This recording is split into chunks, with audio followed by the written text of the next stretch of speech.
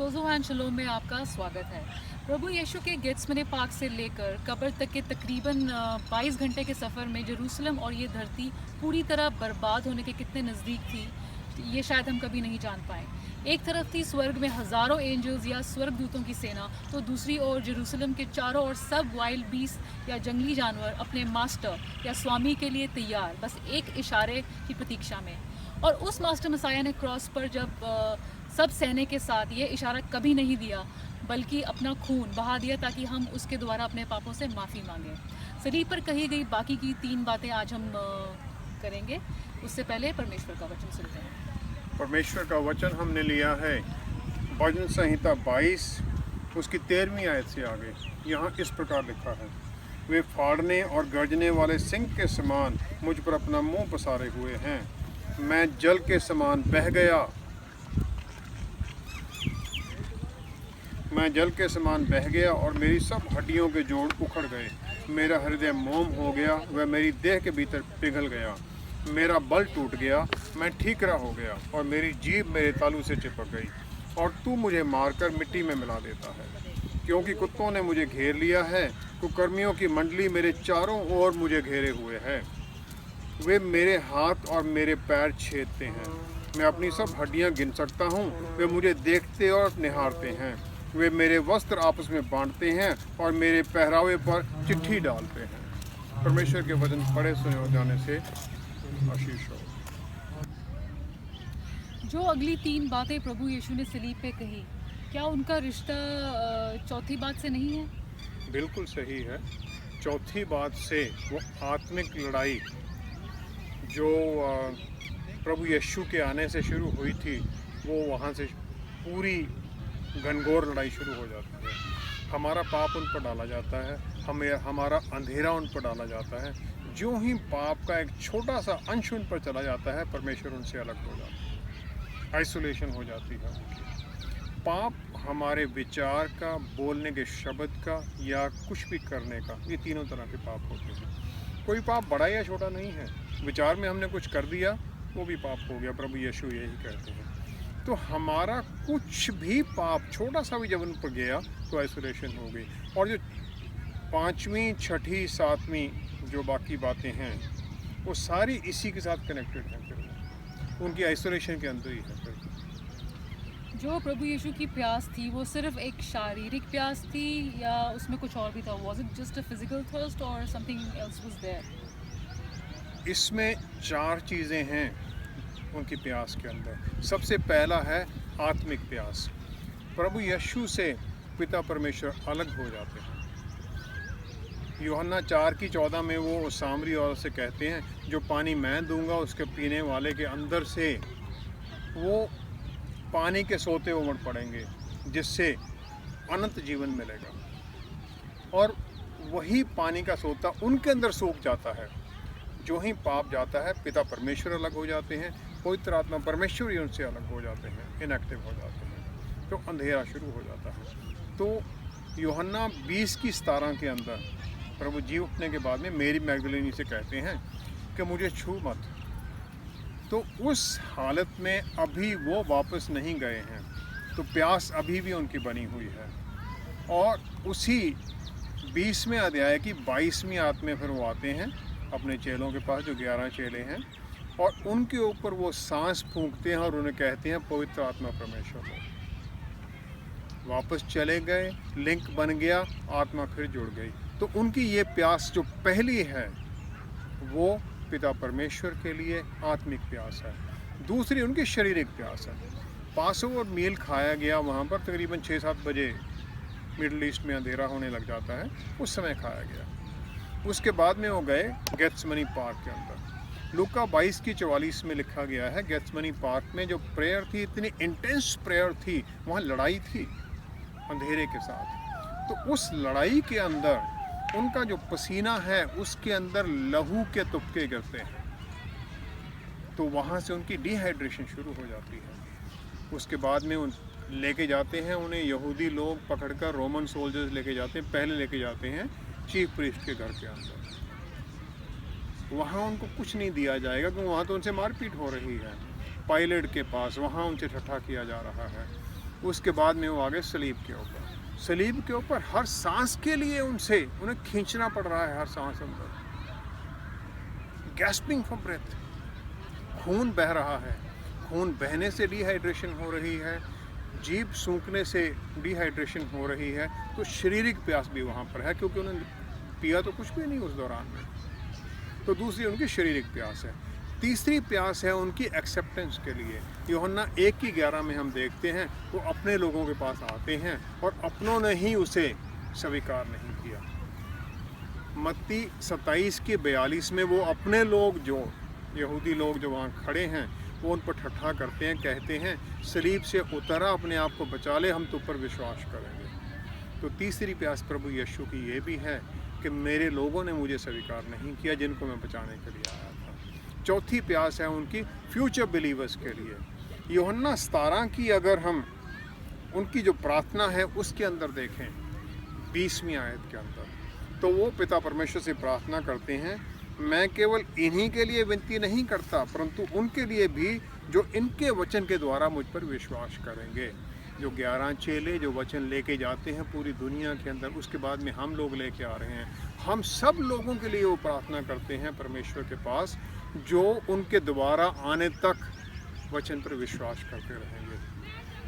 प्रकाशित वाक्य 3:20 में वो कहते हैं, I stand and knock on the door, मैं दरवाजे के बाहर खड़ा हूँ और दरवाजे पर खटखटाता हूँ, जो दरवाज़ा खोलेगा मैं उसके साथ भोजन करूँगा।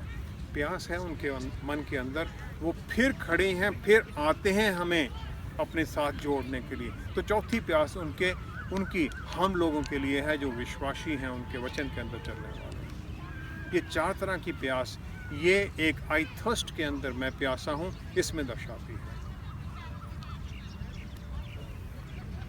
इस 5वें वचन से फिर हम क्या सीखते हैं? सबसे पहली बात जो इसे सीखने की है, जो वो प्रकाशित वाक्य 3:20 में कहते हैं, अपने दिल को हम अपने मन को खोलें और उन्हें अपने मन का राजा बनाएं, अपने मन के अंदर उन्हें सिंहासन लगाने दें। पवित्र आत्मा परमेश्वर में मिलते हैं, वो हमारे मन के अंदर आते हैं। दूसरा है, वो हमारे लिए प्यासे थे और उन्होंने हमें पवित्र आत्मा परमेश्वर के द्वारा वो कंफर्टर जो हमारे अंदर हैं वो दे दिए, तो हम उन्हें रिसीव करें, उन्हें पाएं। यूहन्ना 19:28 के अंदर प्रभु यीशु कहते हैं, इसके बाद यीशु ने ये जानकर कि अब सब कुछ पूरा हो चुका, इसलिए कि पवित्र शाला में जो कहा गया वह पूरा हो, कहा मैं प्यासा हूँ। वो जानते थे कि अब सब कुछ हो चुका है। पेशेंस में, विश्वास में वो बने रहे, फोकस उनका उस पूरा करने के अंदर बना रहा। और जब तक सारा काम पूरा नहीं हुआ तब तक उन्होंने अपने पर्सनल कंफर्ट की तरफ नहीं देखा। पर्सनल उन्हें पता भी नहीं चला कि मुझे प्यास लग गई है। तब उन्होंने कहा फर्स्ट प्रायोरिटी है स्वर्ग राज को ढूंढें। मत्ती 6:33 में वो कहते हैं स्वर्ग राज को ढूंढो तो ये सब चीज़ें तुम्हें दी जाएंगी। So first remain focused on the task that is eight hand, उसमें हम बने रहें। चौथी बात है, उन्होंने अपनी कमज़ोरी को ज़ाहिर किया कि यस मैं भी इंसान हूँ, मुझे भी प्यास लगती है, मैं प्यासा हूँ। और इसमें कोई गलत नहीं है, कोई मैशो नहीं है कि हाँ मुझे कुछ भी नहीं होता है। दर्द है तो उसमें एडमिट करने में कोई कमज़ोरी नहीं है, उन्होंने उसे माना। पांचवी बात है, हमारा रिएक्शन क्या है। एक भागा उनकी तरफ, वो स्पॉन्ज में सार वाइन लगाकर उन्हें देने के लिए, बाकी ठट्ठा करने लगे कि ये तो बुला रहा है एलाइजा नबी को। तो हमारा उनकी तरफ क्या है, हम उनकी तरफ कैसे देखते हैं।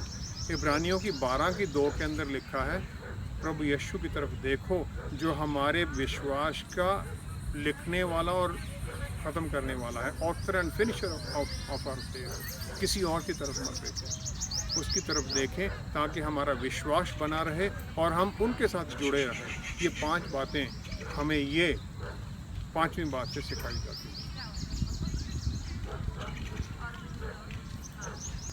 छठी बात में वो कहते हैं पूरा हुआ, इट इज़ फिनिश्ड।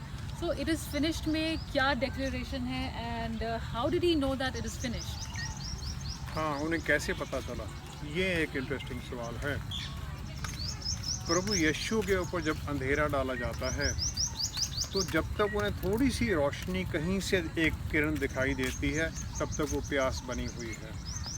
जब अंधेरा पूरा हो जाता है, एक्सोडस के अंदर मूसा को बताया जाता है इजिप्ट के अंदर इतना अंधेरा होगा, the darkness that can be felt, इतना घना अंधेरा जिसमें well you can't see anything, you can't feel anything, you can feel the darkness only, आप सिर्फ अंधेरे को ही फील कर रहे हो। तो जब इतना अंधेरा हो जाता है तब प्रभु यीशु समझ जाते हैं कि ये जितना पाप था मेरे ऊपर डाला जा चुका है, जो काम मुझे दिया गया था वो पूरा हो गया है। तो ये शाउट ऑफ विक्ट्री है, ये जीत की एक पुकार है। जीत कहाँ पर शुरू हुई थी? उत्पत्ति 3:15 के अंदर शैतान को कहा जाता है वो तेरा सिर कुचलेगा। तो यहाँ पर सिर कुचला जा चुका है, जीत वो है। और जीता कौन है इसमें? अगर हम यूहन्ना 19:10 और 11 देखें तो इस पर लिखा है, इस पर पिलातुस ने उससे कहा, मुझसे क्यों नहीं बोलता? क्या तू नहीं जानता कि तुझे छोड़ देने का अधिकार मुझे है और तुझे क्रूस पर चढ़ाने का भी मुझे अधिकार है? यीशु ने उत्तर दिया, यदि तुझे ऊपर से ना दिया जाता तो तेरा मुझ पर कुछ अधिकार ना होता। वो कहते हैं अधिकार किसी का मेरे ऊपर नहीं, सिर्फ पिता परमेश्वर का है। तो उनके ऊपर अधिकार सिर्फ पिता परमेश्वर का है, तो जीत भी पिता परमेश्वर को ही बताई जा रही है। ये जो जीत की जो बात की जा रही है वो ऐसी नहीं है कि जैसे शिकारी पुराने जब उसमें होता था कि राजा लोग अपना एक शिकार मारा, शेर मारा, उसके ऊपर ऐसे पैर रख के खड़े होकर जीत की फ़ोटो खिंचाते थे। तो ये नहीं है, ये एक सिर्फ डेक्लरेशन है, बताना है कि जो काम था वो मैंने पूरा कर दिया है। जो चीफ प्रीस्ट हैं वो सोच रहे हैं कि हम जीत गए हैं, हमने इसे क्रूसीफाई कर दिया है, हम जीते हैं। और कैपरनाम के अंदर यूहन्ना 6:15 में लिखा है, उससे पहले 5000 लोगों को खाना खिलाया जाता है और 12 टोकरे फिर भी बच जाते हैं। और उसके बाद में लोग ये जानते हैं कि वो हमारी सब ज़रूरतें पूरा कर सकते हैं, तो उन्हें वो राजा बनाना चाहते हैं। यूहन्ना 6:15 में लिखा है, प्रभु यीशु जब ये समझते हैं कि मुझे ये राजा बनाने की कोशिश करेंगे तो वहाँ से वो निकल जाते हैं, वो राजा वहाँ नहीं बनना चाहते हैं। क्यों? वो कहते हैं मेरा राज्य इस युग का नहीं है, इस जगह का नहीं है, मेरा राज्य स्वर्ग राज का है। तो ये जो जीत की डेक्लरेशन है वो स्वर्ग राज के स्थापित होने की एक पहले स्टेप की डेक्लरेशन है। स्वर्ग राज स्थापित होगा प्रभु यीशु के जी उठने के बाद। दूसरा है ये गॉड सेंटर्ड क्राई है, my God why have you forsaken me. उनके लिए है ये, मेरे परमेश्वर जो काम आपने मुझे दिया था वो पूरा कर दिया है। मैं बना रहा हूँ प्यार के अंदर, ओबीडियंस के अंदर पूरी तरह मैं लगा रहा हूँ। ये कोई एरोगेंस की पुकार नहीं है, अहंकार की पुकार नहीं है, एक हम्बल स्टेटमेंट है परमेश्वर के पुत्र की कि मैंने जो भी आपने काम दिया था, प्रोफेसी जो हुई थी मेरे बारे में, भविष्यवाणियाँ हुई थी, जो वचन में लिखा गया था वो सब पूरा हो गया है। तीसरा है परफेक्शन का। हिब्रू 2:10 के अंदर हम देखें तो उसमें लिखा गया है कि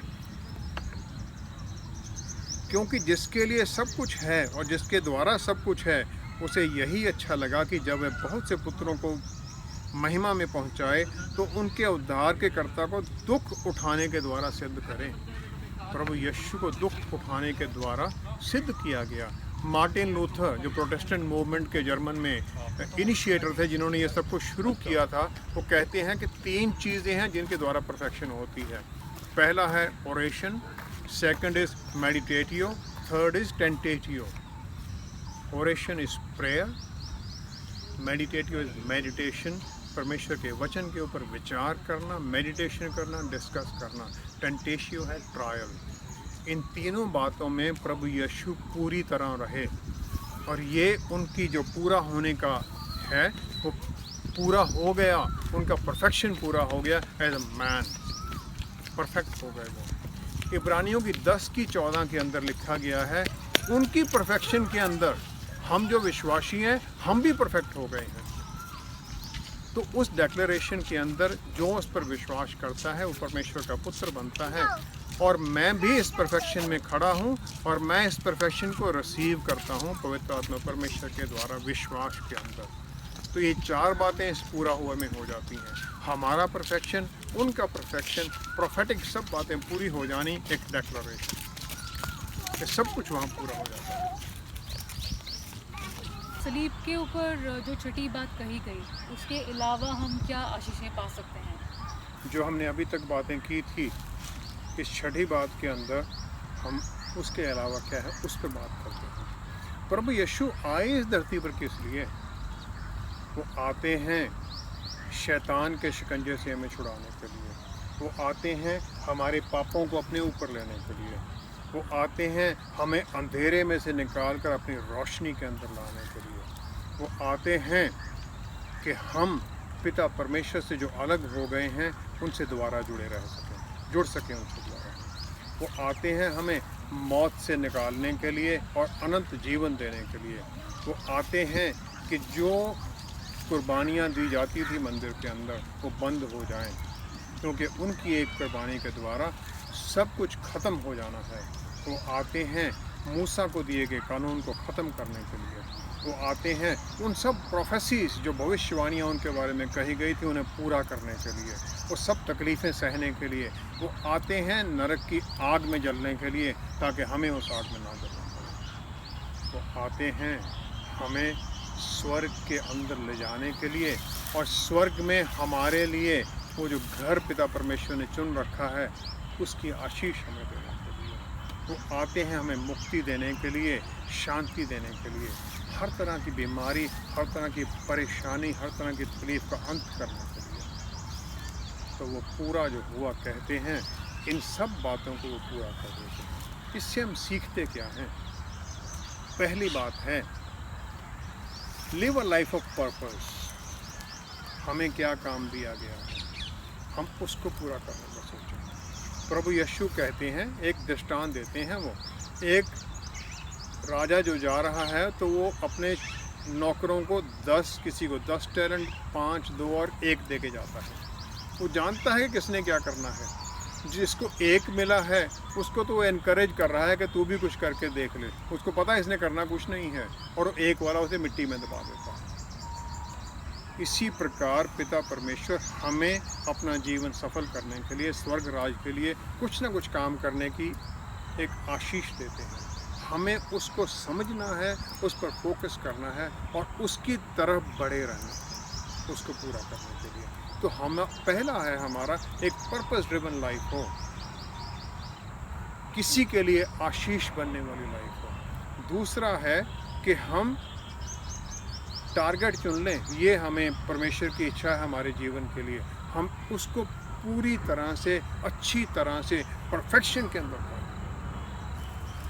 उसके अंदर फिर हमें ये ना हो कि काश अगर मैं ये कर लेता तो शायद और अच्छा हो जाता। हम पूरी तरह से, पूरे जोर के साथ, पूरे मन के साथ उसे करें, फोकस पूरा उस पर बना दें। तीसरी बात है लाइफ ऑफ ओबीडियंस, आज्ञाकारिता में चलना। आज्ञाकारिता में चलने के बारे में फिलिपियों की पुस्तक के अंदर पौलुस रसूल बताते हैं। फिलिपियों 2:8 के अंदर लिखा गया है, और मनुष्य के रूप में प्रकट होकर अपने आप को दीन किया। परमेश्वर है वो, आद काल से परमेश्वर है, आद काल तक उसने परमेश्वर ही रहना है। मनुष्य बन गया, वो जो क्रिएटर है वो क्रिएशन बन गया, कितना नीचे आ गया। और इसके आगे लिखा है, और यहाँ तक आज्ञाकारी रहा कि मृत्यु, हाँ क्रूस की मृत्यु को भी उसने सह लिया। क्रूस की मृत्यु सबसे ज़्यादा श्रापित मृत्यु मानी जाती थी। क्रिमिनल्स उसके चारों तरफ, दोनों तरफ लटकाए गए। वो वहाँ तक अपने आप को ओबीडियंस में इतना दीन कर लेते हैं। हमें भी यही है, हम दीनता में, ह्यूमिलिटी में चलें, ओबीडियंस में चलें। और चौथी बात है लाइफ ऑफ सरेंडर, हम सरेंडर करके परमेश्वर की अधीनगी में चलें, हम्बल सबमिशन। गलातियों की 2:20 में पौलुस रसूल कहते हैं, मैं मसीह के साथ क्रूस पर चढ़ाया गया हूँ, अब मैं जीवित ना रहा पर मसीह मुझ में जीवित है और मैं शरीर में अब जो जीवित हूँ तो केवल उस विश्वास से जीवित हूँ जो परमेश्वर के पुत्र पर है, जिसने मुझसे प्रेम किया और मेरे लिए अपने आप को दे दिया। मैं इसलिए जीवित हूँ कि प्रभु यीशु मेरे अंदर जीवित है। उसका जीवित होने का मतलब क्या है? उसका मतलब ये है कि मेरा जीवन उसके लिए है, मैं उनके लिए जी रहा हूँ। मैं वो काम करना चाहता हूँ जो वो करके गए हैं और जो वचन के अनुसार मुझे करने चाहिए। Life of obedience, life of surrender, life of submission. और पांचवी बात है, सफरिंग के लिए भी तैयार हो। मार्टिन लूथर ने, जब मैंने अभी कहा था, ट्रायल के द्वारा परफेक्शन है। मुझे कॉल्स आती हैं कि हम इतनी देर तक, साल हो गया मुझे ये बाइबल पढ़ते हुए, वचन पढ़ते हुए, मैं प्रार्थना भी रोज़ करता हूँ, कोई उत्तर नहीं मिलता है और तकलीफ़ें मेरी तो ख़त्म ही नहीं हो रही हैं। परमेश्वर हमें परफेक्शन की तरफ ले जाना चाहते हैं। अय्यूब की किताब के अंदर लिखा गया है, एक ही दिन के अंदर उसका सब कुछ ख़त्म हो गया। दोस्त आते हैं, वो भी उसके साथ नहीं हैं, वो भी उसे पापी मानते हैं। उसकी पत्नी भी दुख में आकर ये कह देती है, तू परमेश्वर को श्राप देकर मर जा। अकेला है वो ट्रायल्स के अंदर, लेकिन परमेश्वर उसके सामने फिर आ जाते हैं आशीषें देने के लिए। जो उसने खोया होता है उसे वो डबल मिलता है सब कुछ। तो हम तैयार रहें तकलीफ़ें सहने के लिए भी। पहला यूहन्ना 3:16 सबको पता है, पिता परमेश्वर ने इतना प्यार किया जगत से कि उसने अपना अकलौता पुत्र दे दिया। एक यूहन्ना 3:16 वो हम ज़्यादा ध्यान नहीं देते हैं। ये इब्रानियों के बाद में, पत्रस के बाद में आता है। पहला यूहन्ना 3 अध्याय उसकी 16वीं आयत, इसमें इस प्रकार लिखा है, हमने प्रेम इसी से जाना कि उसने हमारे लिए अपने प्राण दे दिए और हमें भी भाइयों के लिए प्राण देना चाहिए। पिता परमेश्वर का प्यार, प्रभु यीशु का प्यार हमने इससे जाना कि उन्होंने हमारे लिए अपनी कुर्बानी दे दी और हम भी विश्वासी लोगों के लिए अपनी कुर्बानी देने के लिए तैयार हैं। पांचवी बात ये हम सीखते हैं इस पूरा होने के वचन के द्वारा। यही इस वचन की सीख है हमारे लिए कि हम तैयार रहें, टेम्पटेशंस के अंदर भी, हर स्थिति के अंदर उसका धन्यवाद करें, बने रहें उसकी आशीष के अंदर, उसके वचन के अंदर। सब कुछ पूरा होने के बाद जो सातवीं बात है वो एक सिर्फ फॉर्मेलिटी सी लगती है। तो is it really a formality या फिर उसका भी कोई इम्पोर्टेंस या महत्व है? सातवीं बात बहुत ज़्यादा महत्व वाली है।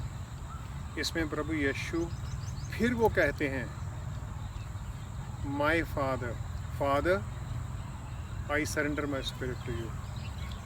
वहाँ वो कहते हैं, ऐ मेरे परमेश्वर। ये फिर पुत्र अपने पिता को एड्रेस कर रहे हैं, अपनी आत्मा उन्हें देते हैं। और जो ग्रीक वर्ड यहाँ पर इस्तेमाल किया गया है वो है पार्टिथिमाई। पार्टिथिमाई का मतलब है टू डिपॉजिट, जमा कर देना, इंटरेस्ट किसी को सौंप देना, कमिट टू चार्ज, उनके हाथों में पकड़ा देना किसी चीज़ को। तो पुत्र अपने पिता को अपनी आत्मा सौंप रहे हैं। 2 तीमुथियुस की पहले अध्याय की 12वीं आयत में पौलुस रसूल कहते हैं, मैं अपने प्रभु यीशु मसीह का, जिसने मुझे समर्थ दी है, धन्यवाद करता हूँ कि उसने मुझे विश्वास योग्य समझकर अपनी सेवा के लिए ठहराया। वो यहाँ पर 3 शब्द कहते हैं, 10 पैराथिकेनी माओ, 10 पैराथिकेनी माओ। आई एम कॉन्फिडेंट, मुझे विश्वास है, मैं श्योर हूँ जो प्रभु यीशु ने मुझे ठहराया है अपने लिए। वो श्योरिटी है प्रभु यीशु। अंधेरे के अंदर वो जो अंधेरे का अंधकोर की ताकत है, तो एक वर्लपूल की तरह, पानी का जो वो किसी नाली में जाता है ना, एकदम घूम घूम के सब कुछ नीचे खींच ले जाता है, तो वो इतना शक्तिशाली है, वो उन्हें नीचे खींच कर लेके जा रहा है, नरक की तरफ उनके लेके जा रहा है, उस अंधकोर की तरफ। अंधेरे की ताकतें उन्हें उसकी तरफ खींच रही हैं। तो प्रभु यीशु उस विश्वास के अंदर कहते हैं, ऐ मेरे पिता, मैं अपनी आत्मा तुम्हारे सुपुर्द करता हूँ। तो इसमें पहली बात है, पिता को एक प्रेयर है, प्रार्थना है, उसे इंटीमेट रिलेशनशिप फिर बन गया है। और उस रिश्ते को प्रभु यीशु समझते हैं और उसे रिकॉग्नाइज करते हैं। अगर हम भजन संहिता 31 की 5 देखें तो उसमें लिखा है, मैं अपनी आत्मा को तेरे ही हाथ में सौंप देता हूँ। प्रभु यीशु ने इस स्क्रिप्चर को पूरा करने का कोट किया है, पूरा हो जाता है वो सब कुछ। तो वो इसे अमेंड कर देते हैं, थोड़ा सा आगे ऐड कर दिया, फादर पिता, मैं अपनी आत्मा को तेरे ही हाथ में सौंप देता हूँ। और उसके आगे भी है, हे यहोवा, हे सत्यवादी ईश्वर, तूने मुझे मोल लेकर मुक्त किया है। तो इस पोर्शन को छोड़ देते हैं। तो पहला पोर्शन वो अमेंड करके पिता के सामने रख देते हैं हमारे लिए, लेकिन ये पूरी प्रार्थना पूरी हो जाती है, 31 का 5 पूरा हो जाता है, हमारे लिए हो जाता है जब हम जाते हैं उस अगली जर्नी के लिए। मैं अपनी आत्मा को तेरे ही हाथ में सौंप देता हूँ, हे यहोवा, हे सत्यवादी ईश्वर, तूने मुझे मोल लेकर मुक्त किया है। प्रभु यीशु ने अपने लहू के द्वारा हमें मोल लिया है और हमें उन्होंने छुड़ा लिया है। ये एक तीसरी बात है, स्पिरिचुअल सरेंडर है, आत्मा का सरेंडर है पिता परमेश्वर के सामने। लड़ाई जीती गई है, जीत के बाद का उस विक्टोरियस पुत्र का आत्मा अपने सौंपने का सरेंडर है। और चौथी बात है, वो मौत के बारे में उनका क्या विचार है वो भी वो दिखा देते हैं। वो कहते हैं, मैं अधिकार रखता हूँ अपनी मौत के ऊपर, किसी और को अधिकार नहीं है, मैं ये देता हूँ ताकि मैं इसे पूरी महिमा के साथ फिर दोबारा प्राप्त कर सकूँ। तो वो उसके अंदर विश्वास में खड़े हैं, उनका मौत के अंदर भी ये विश्वास है कि यस, मैंने जीत हासिल कर ली है। और हमारे लिए वो इस जीत के द्वारा, इस सरेंडर के द्वारा इटर्नल लाइफ, अनंत जीवन की आशीष दे देते हैं। पांचवी बात है जो मैंने अभी कही थी, वर्लपूल है जो उन्हें अंधेरे की तरफ नीचे खींच के लेके जा रहा है और वो जाते हैं नरक के अंदर, उस आग के अंदर वो जाते हैं हमारे लिए, ताकि हमें उसमें जाना ना पड़े। दानियल 3 अध्याय के अंदर शड्रच, मिशाच और अबेदनेगो को राजा ने जो सोने की मूर्ति बनाई थी उसके सामने दंडवत करने के लिए कहा जाता है। तो वो वहाँ पर कह देते हैं कि वह हमको दलकते हुए भट्टे की आग से बचाने की शक्ति रखता है, वरन हे राजा, वह हमें तेरे हाथ से नहीं भी छुड़ाएगा तब भी हमें कोई परेशानी नहीं है। पिता परमेश्वर हमें छुड़ा सकता है, लेकिन अगर वो ना भी छुड़ाए तब भी हम मूर्ति के सामने नहीं झुकेंगे। तो उन्हें जिस आग में डाला जाता है भट्टे में, उसे 7 गुना तपाया गया है और 7 गुना तपाई आग के अंदर उन्हें फेंक दिया जाता है। और राजा फिर देखता है कि मैं देखता हूँ 25वीं आयत में कि 4 पुरुष आग के बीच खुले हुए टहल रहे हैं, उन्हें बांध कर डाला गया था, हाथ पैर बांधे हुए थे और उनको कुछ भी हानि नहीं पहुंची। और चौथे पुरुष का स्वरूप ईश्वर के पुत्र के सदृश है। ईश्वर का पुत्र उस आग के अंदर उनको बचाने के लिए चला जाता है। और इसके जो अगली आयत है वो बहुत ज़्यादा इंटरेस्टिंग है, बहुत बढ़िया है। वो आशीष हमें दिखा देती है।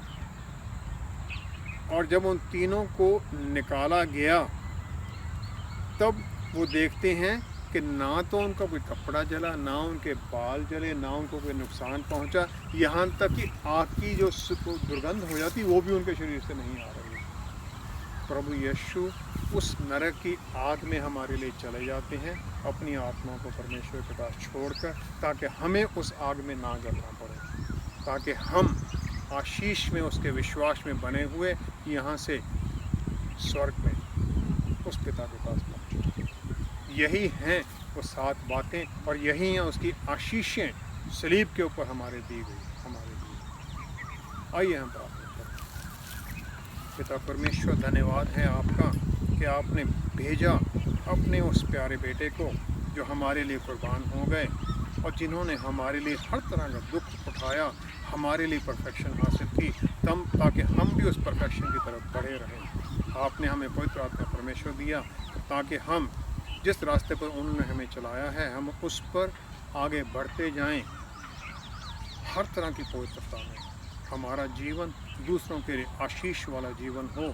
हम भी आपके बेटे की तरह आशीष दूसरे लोगों को देने वाले बने। पिता परमेश्वर, जितने लोग जुड़े हुए हैं इस प्रोग्राम के साथ, उनके घरों के अंदर प्रभु यीशु की शांति घर कर जाए। हर आशीष उनके घरों में हो, हर तकलीफ़ का अंत हो जाए और आपकी सुरक्षा का चक्कर उनके चारों तरफ बना रहे। पिता परमेश्वर, धन्यवाद करते हैं कि आपने हमारी प्रार्थना को सुना और स्वीकार किया है। हम ये सब कुछ मांगते और ग्रहण करते हैं हमारे उद्धारकर्ता प्रभु यीशु के पवित्र नाम में। आमीन, आमीन, आमीन। हम पिता परमेश्वर और प्रभु यीशु का धन्यवाद करें कि उन्होंने जो हमें आशीषें दी हैं, सलीब पर 7 बातें जो कही गई थी उसके द्वारा। हमारे साथ अगले हफ्ते फिर से जुड़िए ईस्टर के मुबारक मौके पे मैसेज सुनने के लिए। और हम आशा करते हैं कि आज की बातें सुनकर जानकर आप आशीषित हुए होंगे। आपके मेल्स और कॉल्स के लिए आपका बहुत बहुत धन्यवाद। हमारे वेबसाइट पर भी आप लॉग ऑन करिए और हमें सपोर्ट कीजिएगा। Thank you for watching. See you again next week. Shalom.